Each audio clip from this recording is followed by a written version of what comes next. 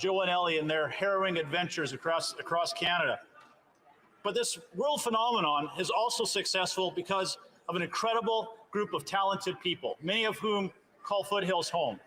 Not only has this HBO series highlighted and showcased our iconic landscapes, but it has highlighted our incredible talent. I want to take this opportunity to thank these wonderfully creative people and all of our communities for making Alberta's film and television industry such a massive success. And I'm inviting all of us to tune in to what's going on in the Foothills if you dare. The honourable member for Oakville North Burlington. Thank you, Mr. Speaker. This Friday, March 24th, marks World Tuberculosis Day. TB continues to infect people around the world and right here at home. In Canada, people affected by TB are mostly newcomers or Indigenous peoples. Inuit communities are especially affected, with rates of tuberculosis over 280 times greater than non-Indigenous peoples. Today, I want to let Canadians from coast to coast to coast know that ending tuberculosis is possible, but we must continue the fight against this debilitating disease. We have the ability to end TB in Indigenous communities, ensure the health of newcomers to Canada, and save millions of lives around the world. Special shout out to the people like those at Results Canada for doing grassroots work on this. And I'd like to invite all honourable members to a reception tomorrow morning at 8 a.m. to raise awareness on the domestic and global impacts of TB. Thank you. Your hard work does not go unnoticed. L'honorable député de Salaberry. The honourable member for Salaberry-sur-Roi. Mr. Speaker, this week we are celebrating the expertise of 16,000 professionals, my colleagues, social workers. Social workers are in schools, hospitals, health centers, shelters, police stations, prisons, community organizations, and even here in Parliament. They are agents of change who care about each and every person's aspirations, and they make a difference with children, our seniors, people with disabilities, people from various backgrounds. Without judgment, social workers do what they do best. They take the time to focus on the humanity of each individual, prevent obstacles, and develop each person's ability to take action. They are doing good work in the world, improving daily life in our communities, and fighting for more social justice. Thank you, social workers, and happy Week of Social Workers. The honourable member for Outremont. Mr. Speaker, for several weeks now, Quebec has been faced repeatedly by tragedies that are very hard for our communities to accept. For example, the tragedy at the daycare in Laval, what happened in Amqui, the carnage in Rosemont, the fire in Old Montreal, and a few days ago, an 18-year-old young man died when he was shot as he was walking down the street in Anjou. These are all communities in Quebec that have witnessed tragic events.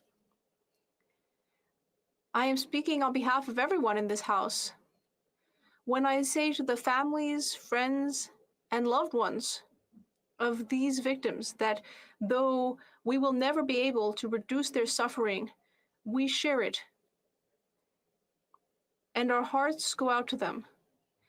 Mr. Speaker, we do not have all the answers, but together,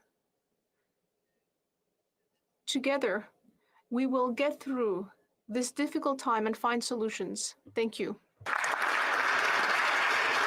The honourable member for Niagara Falls.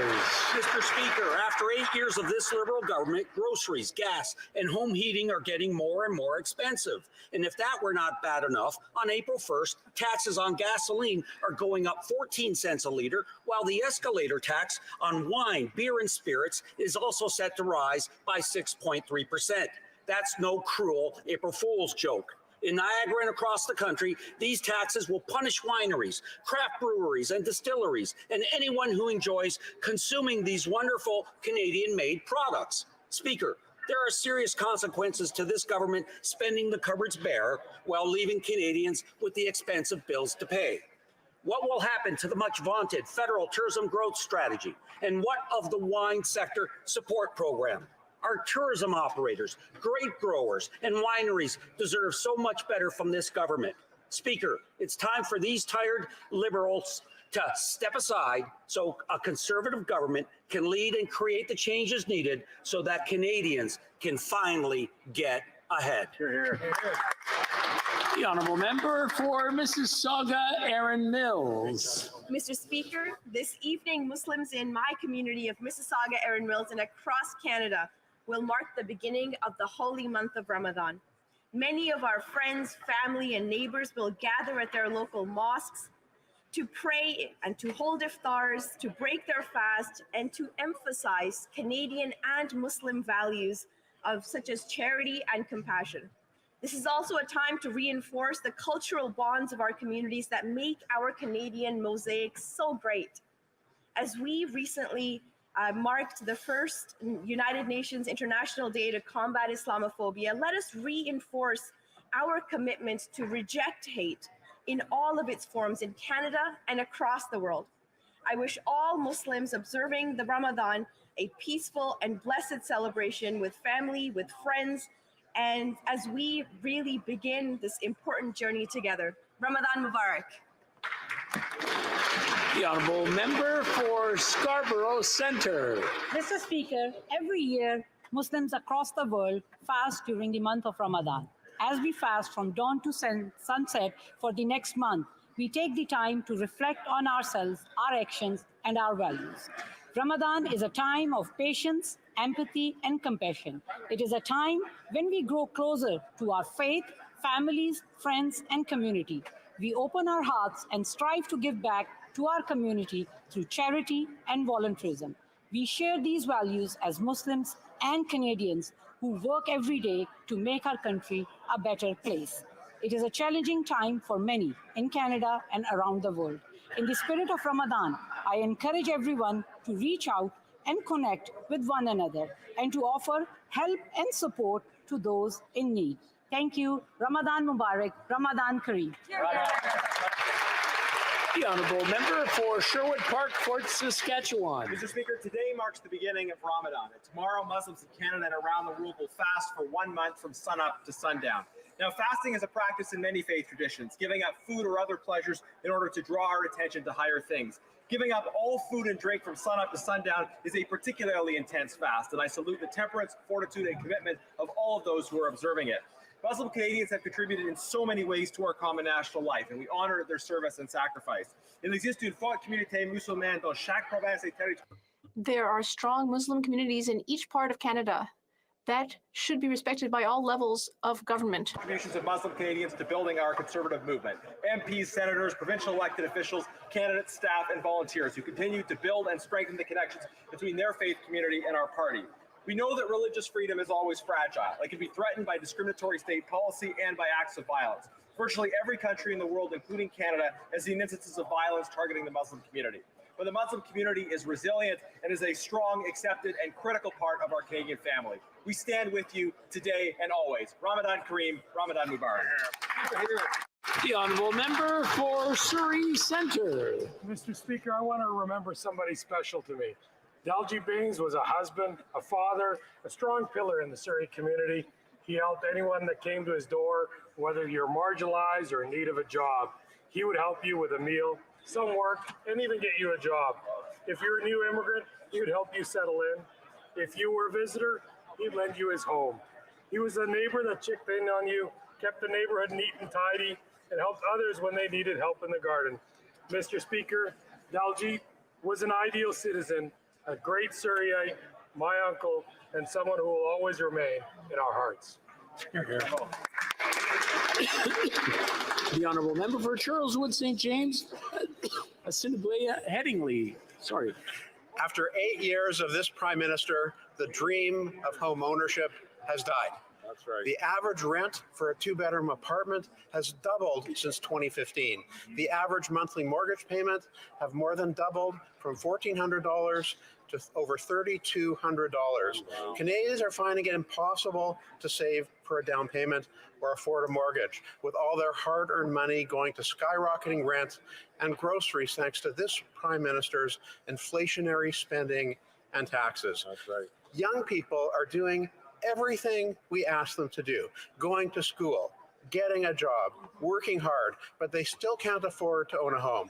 They deserve better. Conservatives will bring homes Canadians can afford, cut taxes so youth can bring home more pay, sell unused federal buildings to convert to housing, remove the gatekeepers to build more homes. We know the Liberals don't believe in the dream of home ownership, but Conservatives do. When it comes to home ownership, it's time for this Prime Minister to move out of his taxpayer-funded home so that Canadians can move into theirs. The honourable member for Barrie Springwater, Oro Medonte.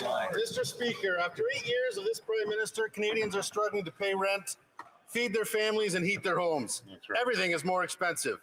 Instead of showing compassion for struggling Canadians, this Liberal government has decided to increase the carbon tax on April 1st. Unbelievable. Canadians who are already struggling due to the Liberal government's inflationary spending cannot afford to be punished every time they drive to work or heat their homes. That's right.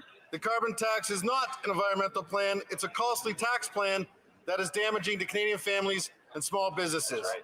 In my community, I've heard from residents whose home heating bills have doubled because of this Liberals' failed carbon tax. During these unprecedented times, the government should be focused on ways to put more money in Canadians' pockets, not less. Only a Conservative government will bring home lower prices by ending inflationary carbon tax hikes and deficit spending that drive up inflation and harm Canadians. L'honorable député de Châteauguay. The honourable member for Châteauguay-Lacolle. Mr. Speaker, things are happening in the agri-food sector in Châteauguay-Lacolle, which will soon be called Châteauguay-les-Jardins de Napierville.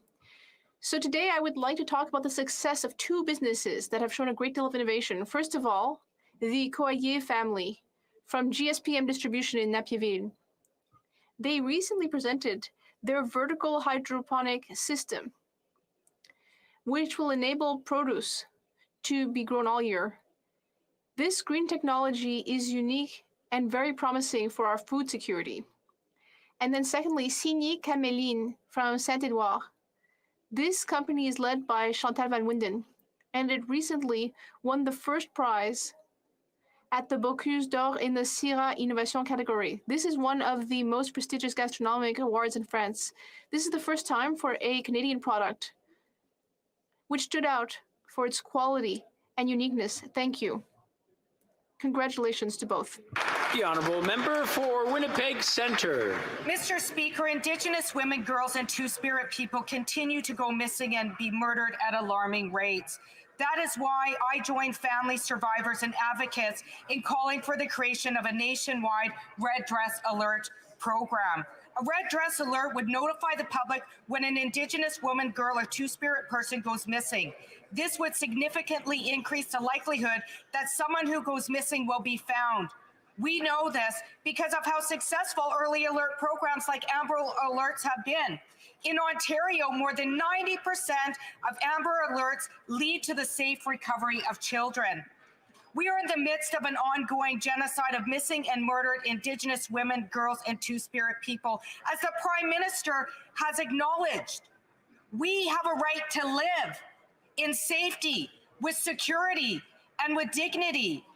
And if we should go missing, we deserve and must be found. That is why we must have a Red Dress Alert system put in place immediately.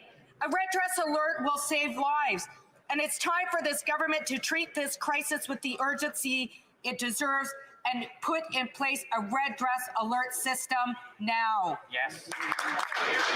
L'honorable.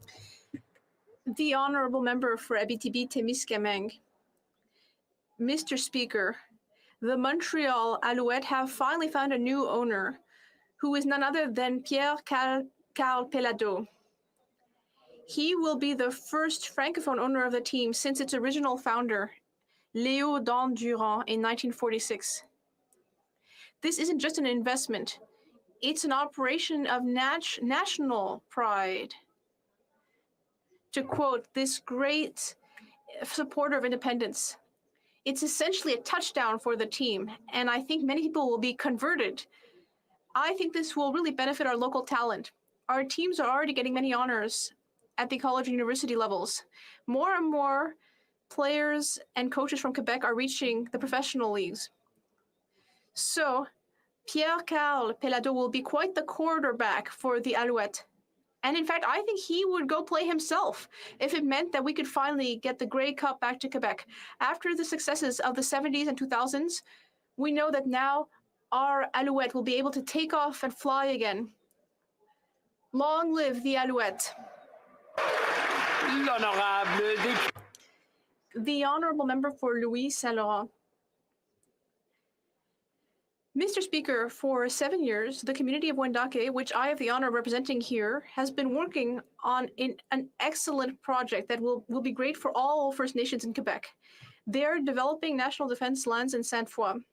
Near Laurier and Laval University Hospital Center, the project will create 1,000 housing units, including health units, social units, Indigenous business spaces, commemorative spaces, and spaces for other nations.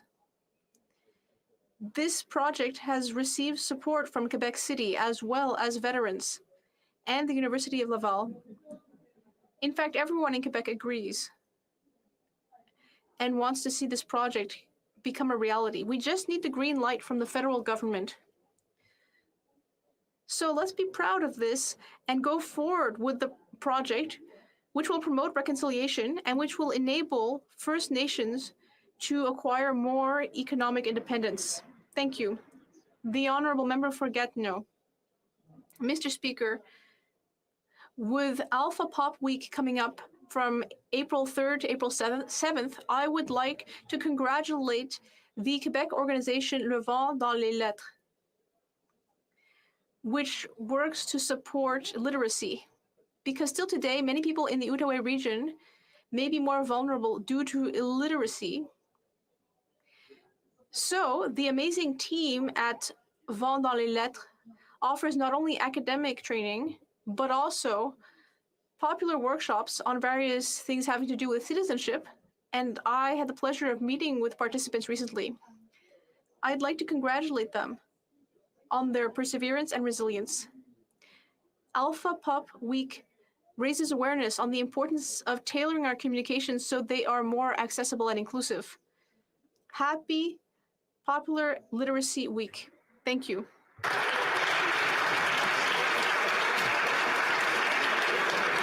Oral questions, question orale, the Honorable Leader of the Opposition. Il y a 8 ans, 8 years ago, the Prime Minister promised that he was going to make things easier for Canadians, especially in terms of finding affordable housing. The very day that he made that promise, it cost $1,400 to pay an average mortgage. How much does it cost today? The Right Honourable Prime Minister. Mr. Speaker, we know full well that across the country, people are still grappling with challenges in terms of cost of living and housing, and that is why we set up a national housing strategy in 2017. And last week, I was in Guelph, Ontario, to announce $4 billion of investment in municipalities from coast to coast to coast to be able to build more affordable housing more quickly.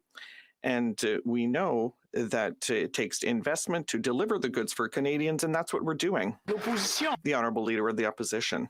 the question was that he promised in 2015, and I quote, "We will make it easier for Canadians to find an affordable place to call home." When he made that promise, the average monthly payment for a mortgage in Canada was a modest $1,400. What is it today? Right Honourable Prime Minister. Of course, situations vary across the country, but we have stepped up with housing programs in big cities like Vancouver, Toronto, Montreal, but we've also stepped up in smaller municipalities and rural areas across the country that need supports in housing.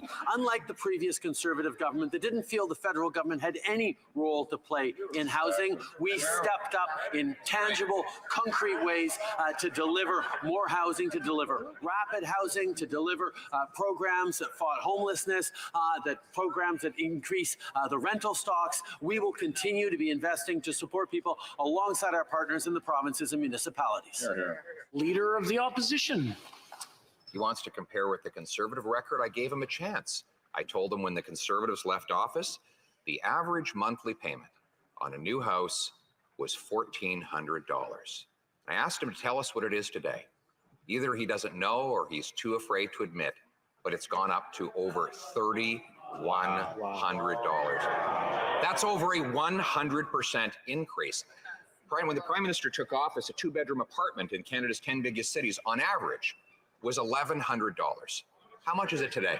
The Right Honourable Prime Minister. Mr. Speaker, over the past 8 years, we've seen significant growth in the economy. We've seen more Canadians getting jobs than ever before. We've seen more Canadians lifted out of poverty than ever before because of the things we did. From the very first initiative, which was lowering taxes for the middle class and raising them on the wealthiest 1%, initiatives that Conservatives voted against, to delivering a Canada Child Benefit that puts more money in the pockets of families that need it and stop sending child benefit checks to millionaires. We've continued to move forward in supporting communities, supporting home builders, supporting homeowners and home buyers. We will continue to be there for Canadians. Leader of the Opposition. Mr. Speaker, he would have you believe that Canadians have never had it so good. Well, ask the 9 and 10 young people who believe they will never own a home, the 35-year-olds living in their parents' basements because they can't afford the new doubling of the average down payment, mortgage payment, or rental costs. And speaking of paychecks, when he took office, the average paycheck, you only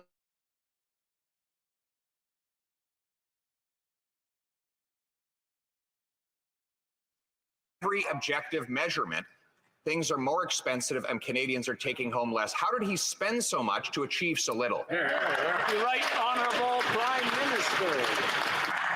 Mr. Speaker, across the country, we've seen record job growth. We've seen record number of Canadians lifted out of poverty. We've seen investments to fight climate change that have put more money in people's pockets. We've continued to move forward in growing the economy. But it is only, Mr. Speaker, the Conservative leader trying to say Canadians have never had it so good because we know Canadians are struggling. And that's why we continue to step up with investments in dental care, investments in low-income rental supports, two initiatives that the Conservatives voted against. We will continue to be there to deliver for Canadians while we deliver a better future for everyone. Hear, hear. Leader of the Opposition. He's trying to talk about everything but the housing questions I asked. And it's easy to understand why. When he took office, housing was affordable. Now it's impossibly expensive. In fact, it's much more expensive than around the rest of the world. Vancouver is now the 3rd most overpriced housing market, and Toronto, the 10th worst in the world, worse than Manhattan, than Singapore, than London, than countless other places with more people, more money, and less land. In fact, the average house price last year in the United States was almost half less than it is here in Canada. Why is housing so much more expensive here than elsewhere in the world? Why? The Right Honourable Prime Minister. Mr. Speaker, we have continually invested in programs and supports for Canadians that have seen millions of families entering new homes, getting the supports they needed, millions of refurbishments, millions of supports right across the country. But it's interesting to contrast the Conservative record on that. In the last election campaign, the Conservative platform promise on housing was to give tax breaks to wealthy landlords. That was their approach on housing. Well, we contrasted with significant investments in delivering for first-time home buyers, delivering for people facing homelessness, delivering for Canadian families to access better housing. Hear, hear. The Honourable Member for Beloeil-Chambly. Mr. Speaker, many foreign nationals many Chinese foreign nationals, under the solemn responsibility of the Prime Minister, have been forced under threat to return to China. Can you imagine what awaits them when they return there?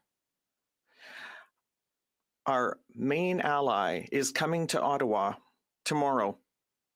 Isn't this one more reason to tell him that he cannot choose who will cross into Canada? And isn't it a good idea to hold a public inquiry? The Right Honourable Prime Minister.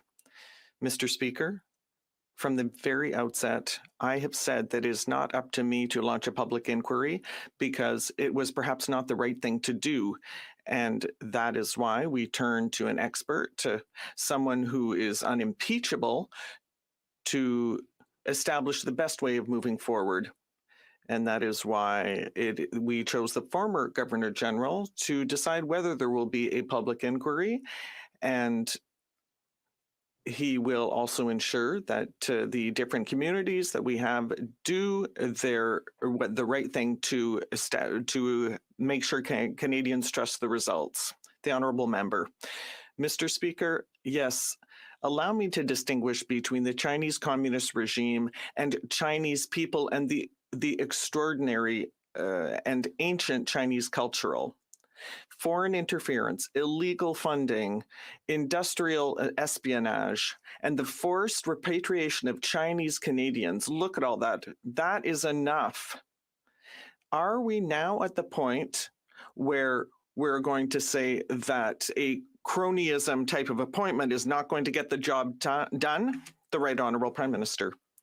Mr. Speaker, the Canadians understand full well that for such serious issues, it doesn't take more partisanship, it takes less. And that is why we chose an eminent Canadian who is going to be able to follow up on all of these issues to ensure that the tools that we have and the methods we choose to ensure electoral integrity and the protection of our diaspora is done. So we need less partisanship, and that's what we're offering, whereas the opposition is playing partisan tactics. We're seeing the cost of living continue to hit hard across the country. People are struggling with the cost of everything. We know that some numbers have come down with inflation, but really where it counts like grocery, inflation is still over 10%. That means people go into a grocery store, pick up items and realize they can't afford it and put it back. But at the same time, corporate CEOs for these grocery stores are making record profits. So when will the Prime Minister stop the excess profit being made by his CEO friends and stand up for Canadians so they can afford their groceries? Right Honourable Prime Minister. Mr. Speaker, as inflation was hitting in the fall, we stepped up with support for Canadians, for support for 11 million Canadians with a GST rebate over 6 months. We moved forward on dental care support so that over 200,000 kids can now afford to go to the dentists. We're moved forward with extra help for families that need help on paying their rent. These are the kinds of things we will continue to do to help Canadians. Childcare down, cut in half and down to $10 a day for millions of families across this country. These are the kinds of things that have made a difference. We will continue to be there for Canadians, including with the budget coming out next week. Honourable Member for Burnaby South. The cost of living is increasing. It's more and more difficult to make ends meet, and it's especially difficult to find affordable housing. Since this Prime Minister came to power, rental prices have doubled because the rules created by the Liberals and the Conservatives favor ultra-rich Canadians. So when will this Prime Minister stop giving preferential treatment to his rich cronies and build more affordable housing for Canadian families? The Right Honourable Prime Minister. Mr. Speaker, for the past 8 years, we have made historic investments in rapid housing, in affordable housing, and that is why I was so happy to be in Guelph last week to announce an investment of $4 billion in municipalities across the country to expedite the creation of housing, especially affordable housing. We know that there is still more work to be done, But with our Housing Accelerator Fund, with the Rapid Housing Initiative, and with homelessness programs, we are going to continue to be there for Canadians. The Honourable Leader of the Opposition. Why it is that mortgage payments have doubled under his 8 years, why rent payments have doubled under his 8 years, why Canadian house prices are about 72% more expensive than their American counterparts, even though they have 10 times the population on even less land. He couldn't answer any of these questions. The answer, according to Scotiabank, is Canada has the lowest number of housing units per 1,000 residents of any G7 country. The number of housing units per 1,000 Canadians has been falling since 2016, right when the Prime Minister took office. Why is the Prime Minister continually given billions of dollars to municipal government gatekeepers to block construction for Canadian homes? The Right Honourable Prime Minister. Mr. Speaker, this goes to the heart of the disagreement on housing between the Leader of the Opposition and I recognized, and this government recognized, that we need to work with municipalities to help them change zoning laws, to help them accelerate their permitting processes, to create more opportunities to build affordable homes for Canadians across the country, whereas he sits back and attacks them and proposes absolutely nothing. We're stepping up with $4 billion to accelerate the supply of homes across this country. We will continue to be investing and working with partners instead of picking fights with everyone and hoping that it all settles itself. Leader of the Opposition. No, actually, the disagreement is that under our government, housing was affordable. Under this government, it's eye-poppingly expensive. That's the disagreement. And let's just look at the facts. Canada has the fewest houses per capita of any country in the G7, even though we have the most land to build on. Why? We rank 64th in the OECD in the time it takes to get a building permit. Government red tape adds as much as $650,000 to each house in some cities. And the Prime Minister has made it worse by giving the gatekeepers who block the building more money. Why? The Right Honourable Prime Minister.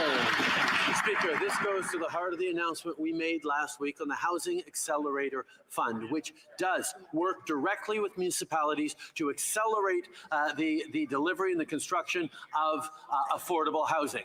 Now, Mr. Speaker, what the member opposite would have you believe is that doing nothing to address the housing crisis would have somehow made it better. He criticizes us for the investments of billions of dollars in housing over the past years. Just think, if things are expensive now, how much worse it would have been had we had a Conservative government that continued to cross its arms and cut services to Canadians for the past 8 years. Honourable Leader of the Opposition. You don't have to imagine what prices would have been were I making the decisions, because when I was the housing minister, the average mortgage payment and the average rent payment were half of what they are now.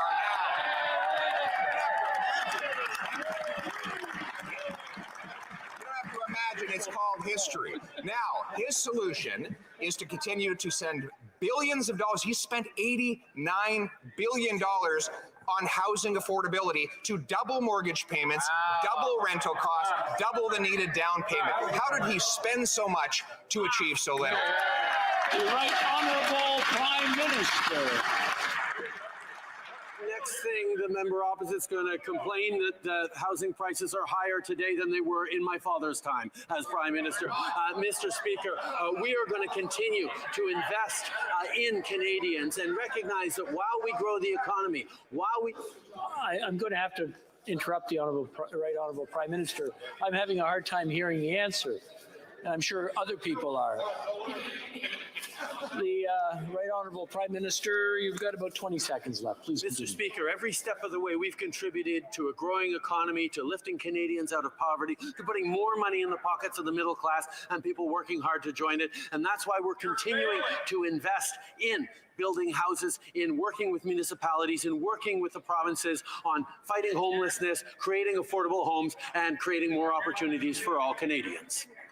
Honourable Leader of the Opposition. You know, when you look at his promise to make it easier for Canadians to get a home, and since that time, the payments have actually doubled. You listen to him rattle off the billions he's spent to achieve that failure. He kind of reminds you of that shady contractor who promises you that he'll build you a brand new home, but the cost just keeps going up and up and up, and the house never actually gets built, Mr. Speaker. And that is exactly where young people are today, stuck in their parents' basements, their dreams crushed because they can't get themselves a home and start a family. Instead of siding with the gatekeeper and sending billions of dollars more money to those bureaucracies, why won't he get them out of the way to bring homes Canadians can afford? The Right Honourable Prime Minister. Mr. Speaker, the Conservative leader is actually arguing that less investments in Canadians, less investments alongside municipalities and provinces, fewer programs to support Canadians would somehow have solved this problem. That's the problem with Conservatives. They think that cuts can create growth. They think that fewer investments in Canadians will get people to pull themselves up by their bootstraps and succeed. Mr. Speaker, we believe in investing in the middle class and people working hard to join it, and that's why Canadians are doing better than they were before. The Honourable Leader of the Opposition. In other words, we should forgive him for failing because he fails expensively. You know, Mr. Speaker, what we propose is actually to incentivize home building. Why doesn't the government link the number of federal infrastructure dollars a big city gets to the number of houses that actually get completed? That would incentivize them to get the gatekeepers out of the way. We could bring in penalties for big city bureaucrats that block construction and boost infrastructure dollars for those that get out of the way. Why won't he pay for results instead of paying for failure? Honourable Prime Minister. Mr. Speaker, Canadians well remember that when the honourable member was in government, the characterization of the relationships between provinces, municipalities, and the federal government were fights all the time. Conflicts and fights with cities, conflicts and fights with rural mayors, conflicts and fights with provinces, and cuts to services that Canadians relied on. And he is demonstrating that 8 years of investments in Canadians, in growth, in lifting Canadians out of poverty, in creating jobs, in fighting climate change, just makes him want to go back to the good old days of Stephen Harper with cuts and fights with everyone. Honourable Leader of the Opposition.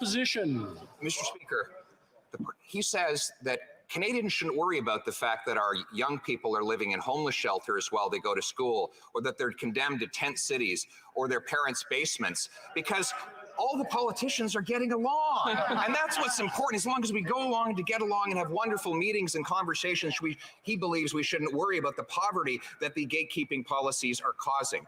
Why won't the Prime Minister link federal infrastructure dollars for cities to the number of houses they allow to be built? Right. Find those gatekeepers who block and bonus those that build so that we can have more affordable homes for our young people. The Right Honourable Prime Minister.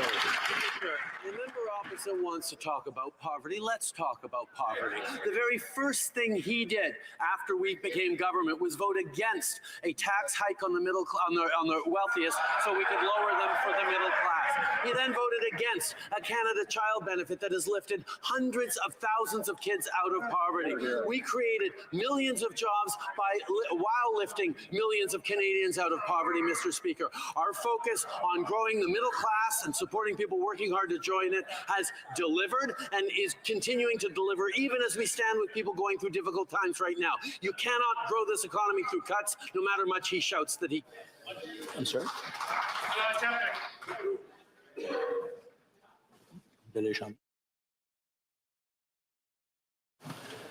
The Honourable Member for Belleuil-Chambly.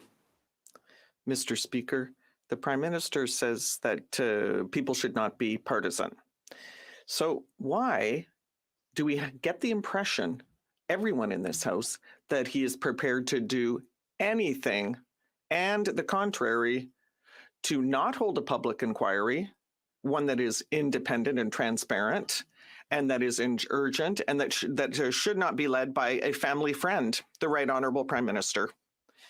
Mr. Speaker, what Canadians expect is that issues as serious as foreign interference, especially Chinese foreign interference, be treated responsibly and seriously. And that is why we know that the former Governor General will do his job by and questioning his objectivity is not worthy of people in this House. So we know that he will do a good job despite the partisan attacks against him. The Honourable Member for Belleuil-Chambly. My point is that the goods to be delivered are for all citizens and everyone in this House. All the opposition parties in this House want a public, independent inquiry, whereas all the cameras in the United States will be focused on the Prime Minister who is tolerating interference, who shows that he has something to hide. So who is the partisan person here? The Right Honourable Prime Minister. Mr. Speaker, we have established an independent process to focus on a genuine problem of Chinese interference, but we haven't just chosen a special rapporteur. We've created a committee of parliamentarians, including a member of the Bloc Québécois, to examine security issues across Canada. And they do their work very seriously. And they will publish reports, as they have always done, that parliamentarians can read.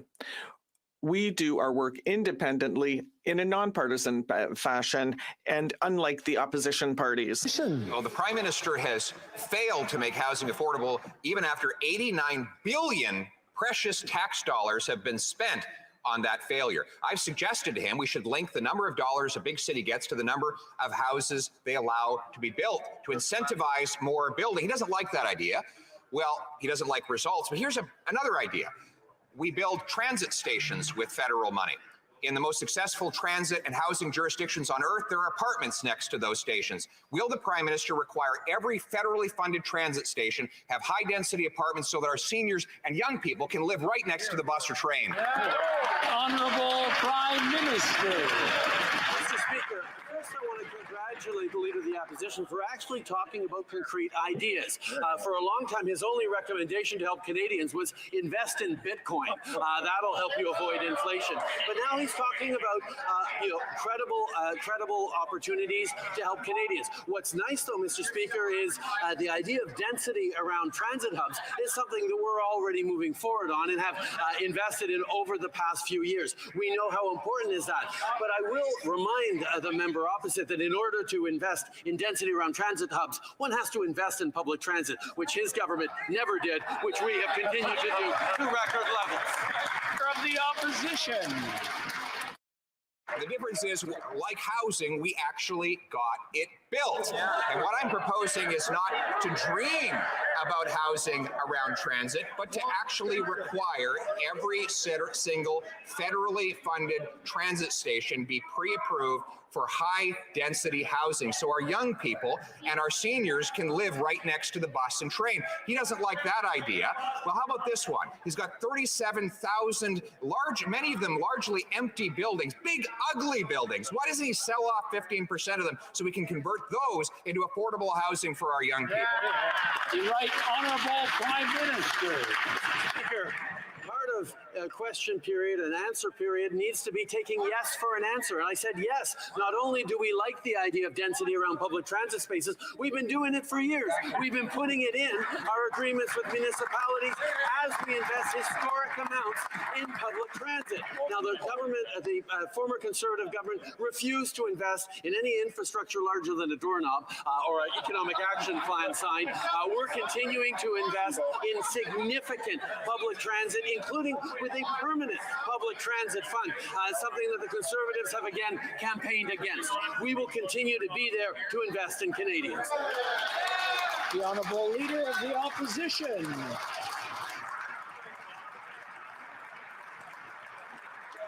Their very first infrastructure project was to install a doorknob in the Prime Minister's office when they took office, Mr. Speaker.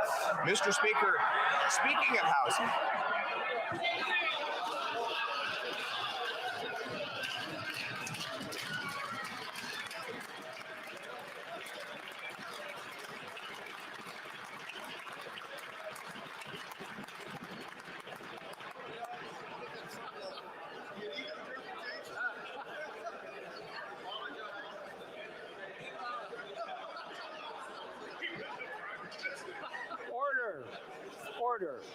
Order.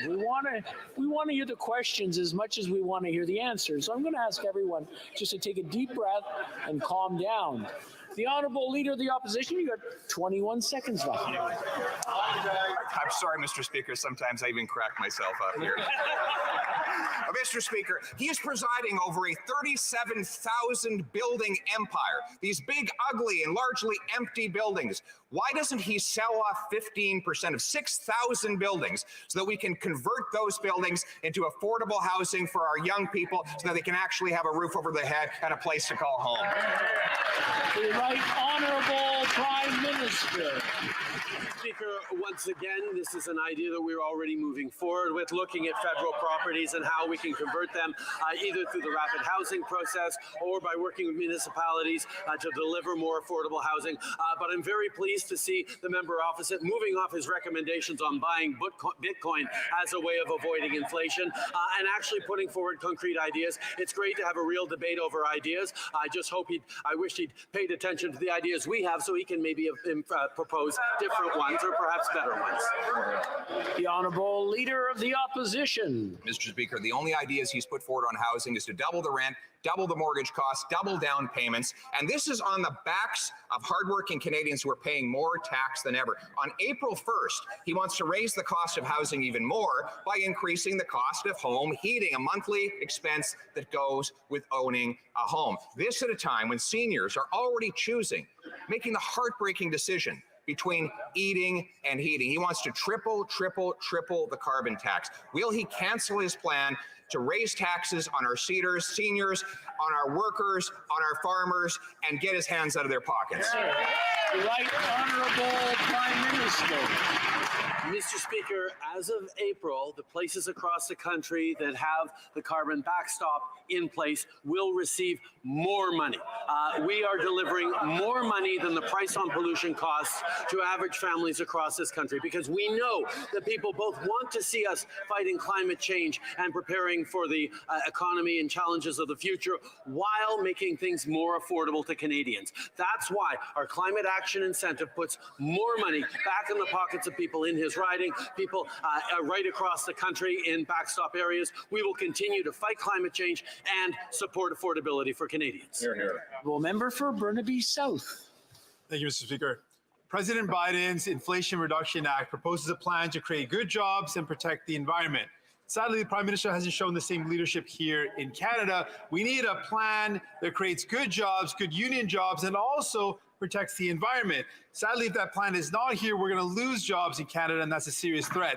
So will the Prime Minister make a commitment today that the budget will include a plan to respond to the IRA, but in addition, that any investments that go to corporations are tied with guaranteed strings attached that will create jobs in communities? Hear, hear. The Right Honourable Prime Minister. Mr. Speaker, allow me to say that over the past 8 years, it has been an honor and a pleasure to work so closely with organized labor across this country.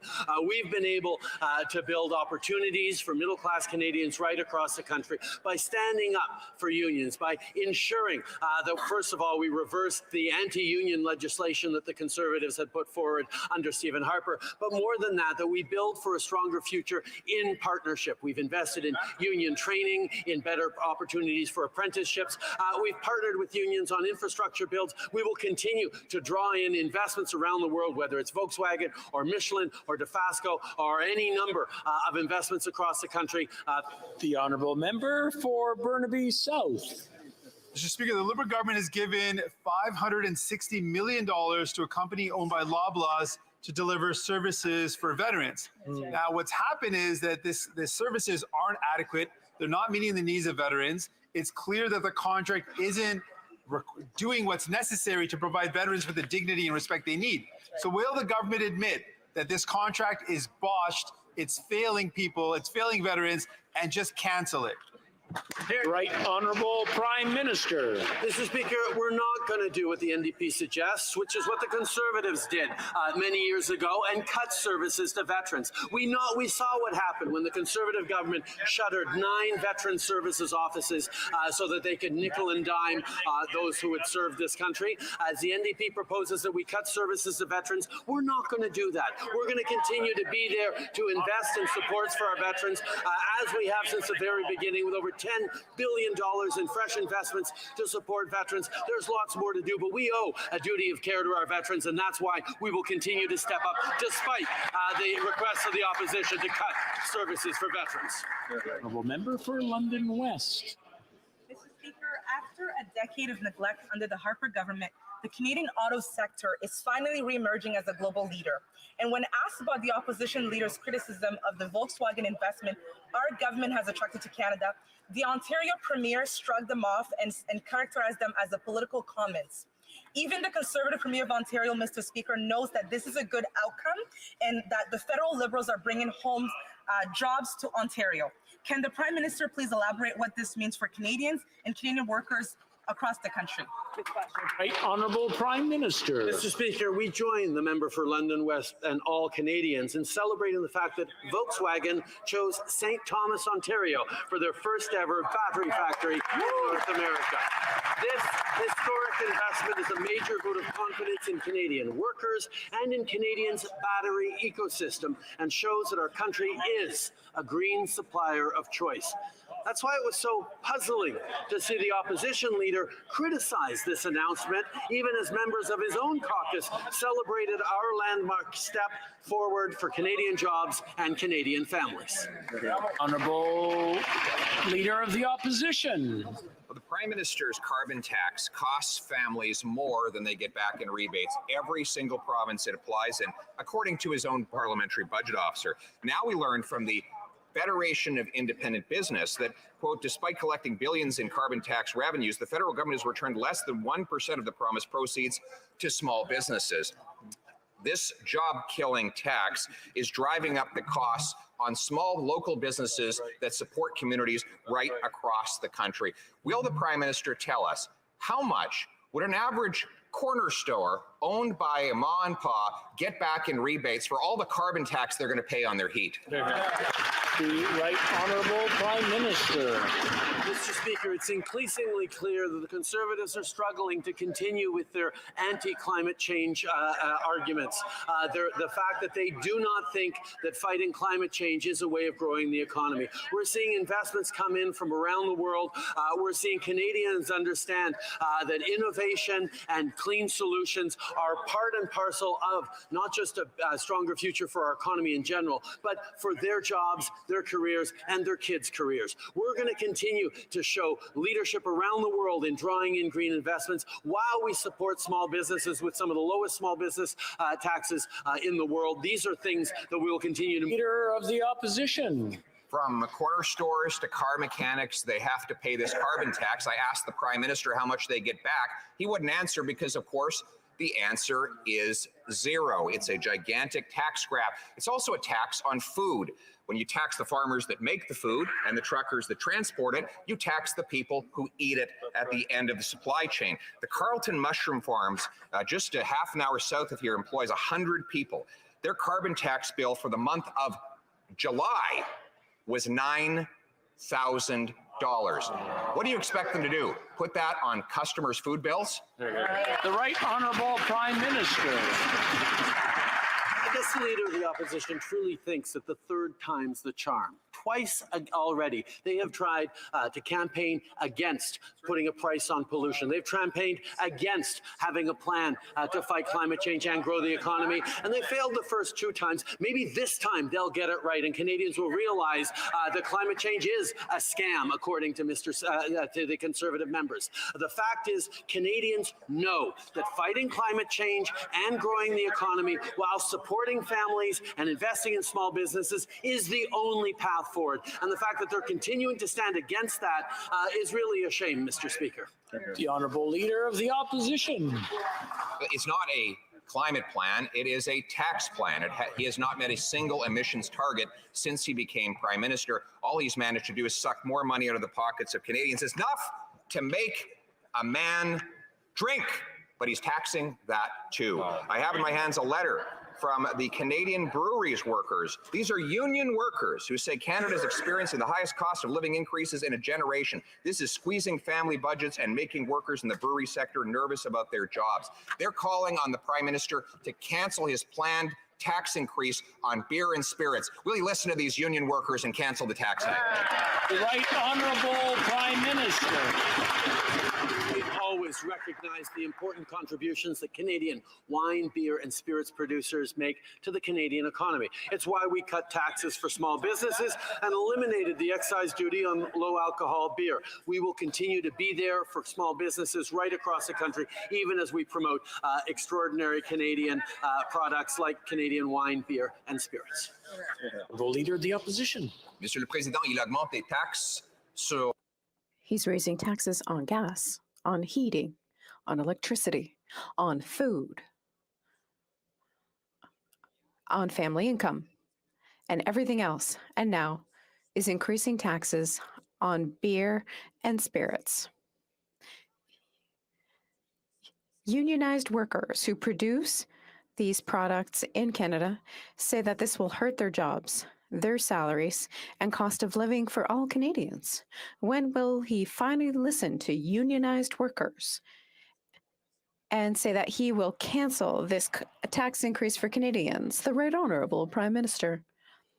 We all know that Canadian wine, beer, and spirits producers make a significant contribution to the Canadian economy. That's why we reduced taxes for small businesses.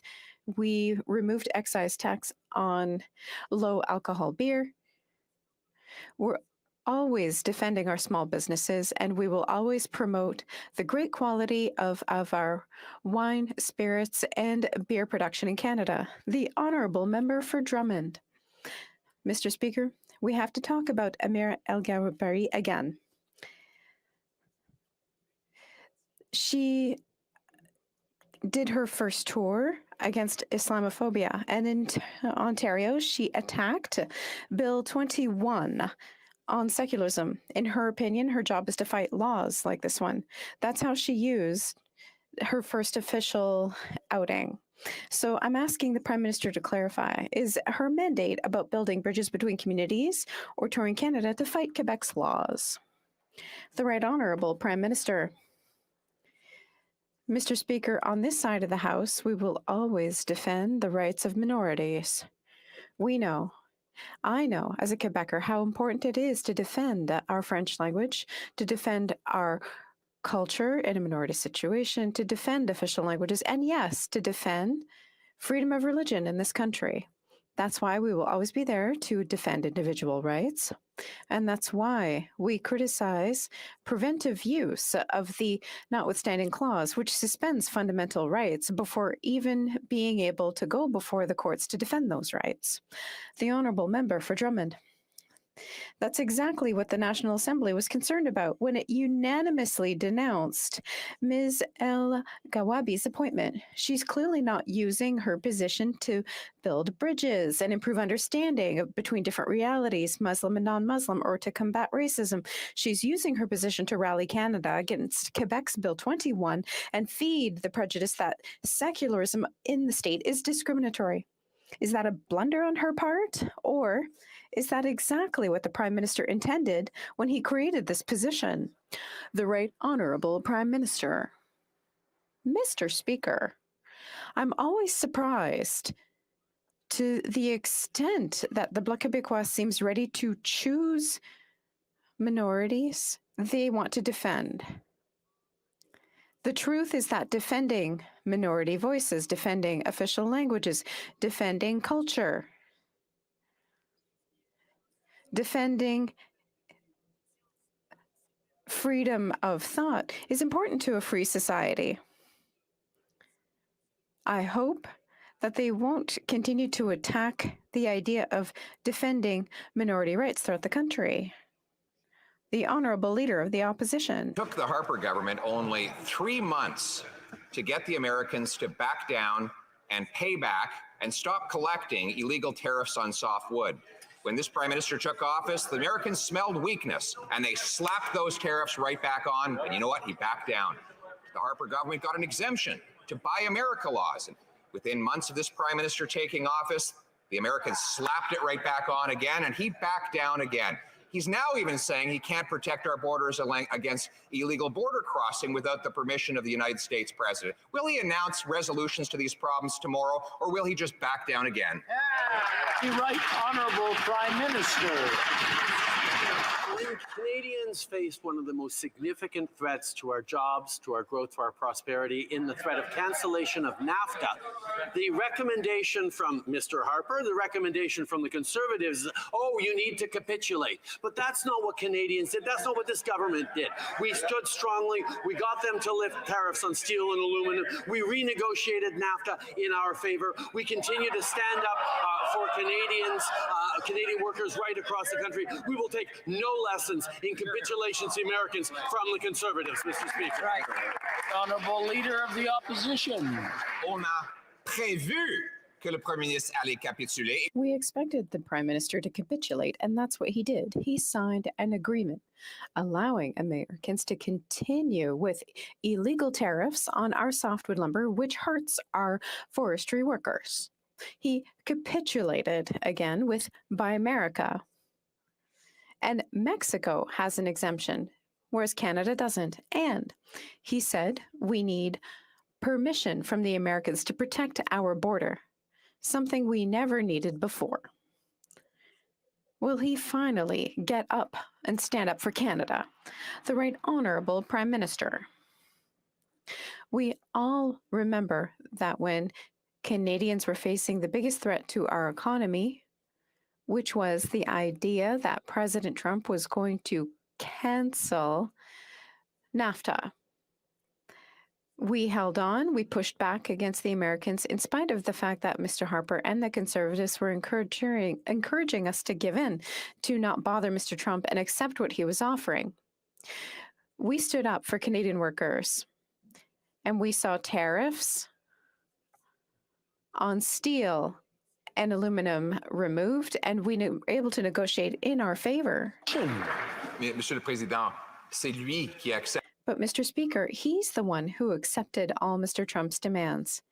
Mr. Trump and the Mexicans signed an agreement and presented it to the Prime Minister, who accepted it without any changes, including tariffs on our forestry products. Mr. Speaker, when the Conservatives were in power, we were able to solve the problem in 3 months. It's been 8 years now that they haven't been able to do so. Yes or no? Will he finally be able to get done in 8 years what it took 3 months for the Conservatives to do? The Right Honourable Prime Minister. Mr. Speaker, I understand to what point the Conservatives need to make partisan attacks. But they're not going to rewrite history. We were able to renegotiate NAFTA to defend Canada's cultural industry, to defend Canadian workers, to defend our dairy industry and supply management. We've defended workers' interests in Canada. We will continue to do so. While the Conservatives were encouraging us to give in, we stood up for Canadians, and that's what we're going to continue to do in partnership with the Americans. Or Yukon. Monsieur le Président, la situation du Mr. Speaker, since 2021 in Afghanistan, the situation's been very difficult for women and girls who are persecuted every day.